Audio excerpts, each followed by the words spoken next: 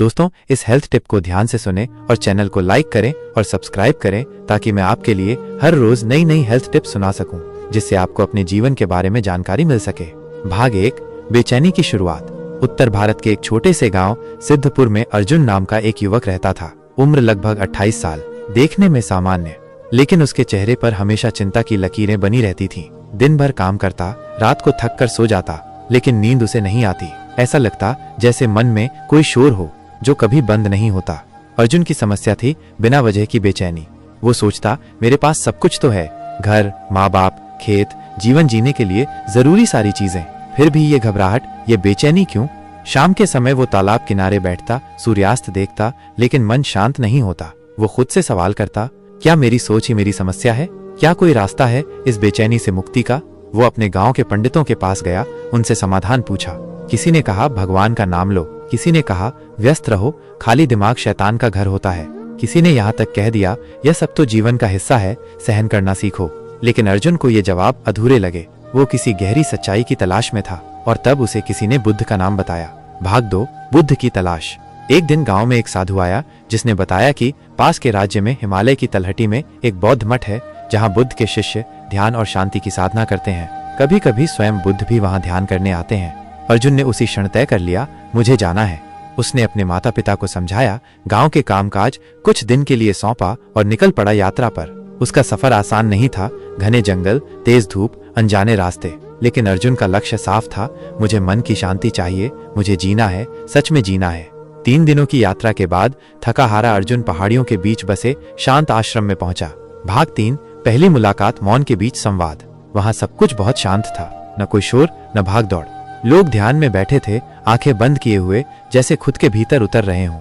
कुछ देर बाद एक भिक्षु ने अर्जुन को एक चटाई दी और कहा, तुम यहाँ बैठो, सांसों को महसूस करो, बुद्ध से मिलने का समय आएगा। अर्जुन ने पहली बार चुपचाप बैठने की कोशिश की, पर मन तो जैसे पिंजरे का पंछी बन गया था, इधर उधर भागता रहा। वो सोचता रहा, मुझे तो बुद्ध से मिलना है, मैं यहाँ क्यों बैठा हूँ? ये क्या तरीका है? शांति कैसे मिलेगी? तभी उसे एक शांत गहरी आवाज सुनाई दी, क्या तुम अपने विचारों से भागने आए हो या उन्हें देखने? अर्जुन ने आंखें खोली, सामने गौतम बुद्ध खड़े थे, आंखों में गहराई, चेहरे पर अपार शांति। भाग 4, बुद्ध का प्रश्न। बुद्ध मुस्कुराए और बोले, बोलो अर्जुन, क्या है तुम्हारे मन में? अर्जुन ने बिना किसी संकोच के कहा, भगवान, मेरा मन बहुत परेशान रहता है, बिना वजह बेचैनी होती है, दिल घबराता है, दिमाग कभी रुकता नहीं। मैंने बहुत कुछ आजमाया लेकिन शांति नहीं मिलती, कृपया कुछ बताइए। बुद्ध ने अर्जुन को बैठने का इशारा किया और कहा, तुम जो बेचैनी महसूस करते हो वह मन के 2 स्वभावों से जन्मी है, स्मृति और कल्पना। या तो हम बीते हुए में फंसे रहते हैं या भविष्य की चिंता में उलझे रहते हैं। इस बीच जो अभी है वह खो जाता है। शांति बाहर नहीं, भीतर है, लेकिन देखने की आंखें बाहर की ओर हो गई हैं। भाग 5, ध्यान का अभ्यास। बुद्ध ने अर्जुन को एक छोटा सा अभ्यास सिखाया, सांस का ध्यान। उन्होंने कहा, बस कुछ नहीं करना है, हर सुबह सिर्फ 10 मिनट बैठो, आंखें बंद करो और अपनी सांसों पर ध्यान दो। विचार आए, उन्हें देखो, लेकिन खुद को उनसे जोड़ो मत। अर्जुन ने पूछा, इतना ही? क्या इतना आसान है शांति पाना? बुद्ध बोले, सरल है लेकिन आसान नहीं, क्योंकि मन को शांत करने के लिए अभ्यास चाहिए, धैर्य चाहिए। हर बार जब तुम बेचैन हो जाओ, वही पल तुम्हारे ध्यान का निमंत्रण है। भाग 6, परिवर्तन की शुरुआत। अर्जुन वहीं रुक गया, आश्रम में। हर सुबह ध्यान करता, दिन में मौन रहता, रात को आत्मनिरीक्षण करता। धीरे धीरे वो अपने भीतर के शोर को सुनने लगा। पहले जो विचार उसे डरा देते थे, अब वो उन्हें बाहर से आते जाते बादलों की तरह देखता। उसने पाया कि उसकी बेचैनी हमेशा किसी चीज के लिए थी, कुछ पाना, कुछ बनना, कुछ साबित करना। और जब उसने सब करना छोड़कर होना शुरू किया, तो वही पल उसकी मुक्ति बन गया। भाग 7, गांव में वापसी, लेकिन एक नया अर्जुन। कुछ महीनों बाद अर्जुन अपने गांव लौटा। अब उसके चेहरे पर वैसी ही चमक थी जैसी किसी संत की होती है। लोगों ने पूछा, कहाँ थे इतने दिन? अर्जुन मुस्कुराया, खुद को ढूंढने गया था। अब वो हर सुबह गांव के बच्चों को ध्यान कराता, बूढ़ों को शांत रहने की कला सिखाता।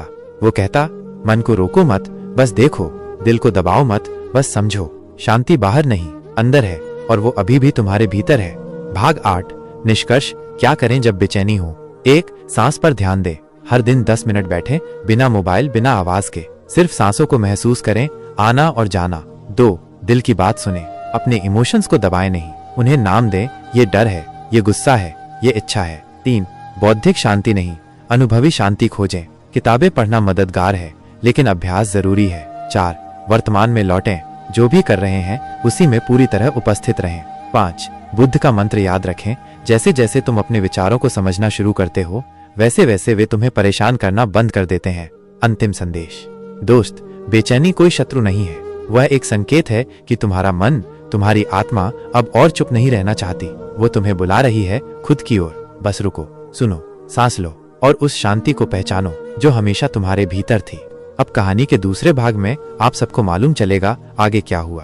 कहानी भाग 2, अर्जुन की वापसी जब एक साधक गुरु बन गया। भूमिका।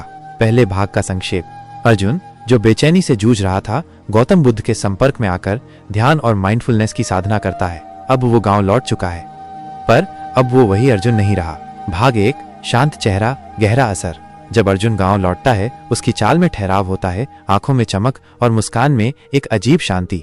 पहले लोग उसे बेचैन और उलझा हुआ समझते थे, अब वही लोग उसे साधु अर्जुन कहने लगे। गांव के लोग पूछते, क्या वहां कोई चमत्कार हुआ? अर्जुन हंसकर जवाब देता, चमत्कार नहीं हुआ, मैंने बस खुद को देखना शुरू किया। भाग 2, ध्यान केंद्र की शुरुआत।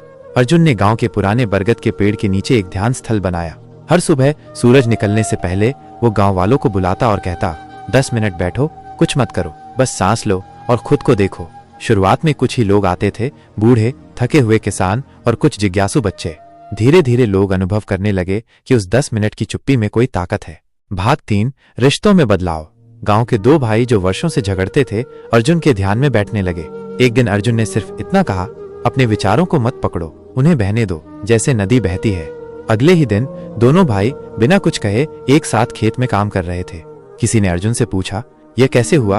अर्जुन बोला, मन की गांठ खुल जाए तो रिश्ते अपने आप जुड़ जाते हैं। भाग 4, दुख का सामना। एक दिन गांव में एक किसान की बेटी बीमार होकर चल बसी। पूरा परिवार टूट गया। माँ पागलों की तरह रो रही थी। अर्जुन वहां गया, चुपचाप उनके पास बैठा, कुछ नहीं बोला, बस साथ बैठा रहा, सांसों के साथ। कुछ देर बाद माँ ने पूछा, माइनस, क्या मेरी बेटी वापस आ सकती है? अर्जुन बोला, नहीं, पर तुम्हारी पीड़ा को तुम समझ सकती हो, और जब तुम उसे समझ लोगी वो तुम्हें तोड़ेगी नहीं, तुम्हें गहराई देगी। अर्जुन ने उन्हें बुद्ध की अनित्य, इम्पर्मानेंस की बात समझाई। जो आया है वो जाएगा, जो है वो बदलेगा, जो बदलता नहीं वो सिर्फ तुम्हारा ध्यान है। भाग 5, अर्जुन की साधना और गहराई। अब अर्जुन खुद भी गहराई से साधना में उतर चुका था। रोज 1 घंटा मौन में बैठता, सिर्फ सांस पर ध्यान करता। कभी कभी उसकी आंखों से आंसू निकल आते, पर अब वो आंसू दुख के नहीं, स्वीकार और प्रेम के होते थे। उसे अब बेचैनी नहीं होती, उसने भीतर स्थिरता को पाया था। भाग 6, बच्चों के साथ ध्यान। अर्जुन ने गांव के बच्चों को मन की सफाई सिखाना शुरू किया।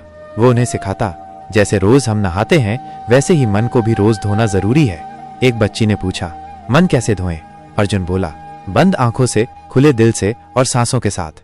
अब बच्चे शोर नहीं मचाते, शाम को खुद आकर ध्यान में बैठते। भाग 7, गांव में नई क्रांति। लोग कम झगड़ते थे, रातों को नींद आने लगी। खेतों में काम के बाद भी चेहरे पर थकावट नहीं, संतोष दिखता। गांव में अब किसी डॉक्टर की जरूरत कम हो गई थी, क्योंकि अब लोग भीतर से स्वस्थ होने लगे थे। भाग 8, बुद्ध के शिष्य की पहचान।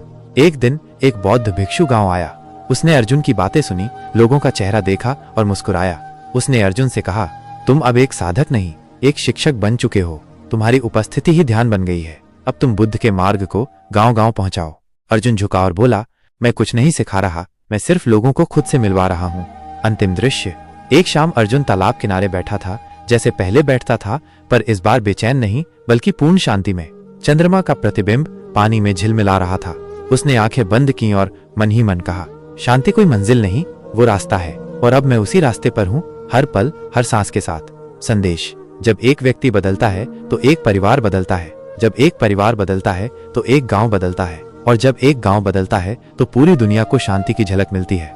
अगर ये कहानी या हेल्थ टिप्स आपको अच्छी लगी तो प्लीज रूबी इंस्पायर्ड वीडियो को लाइक करें और चैनल को सब्सक्राइब करें। धन्यवाद।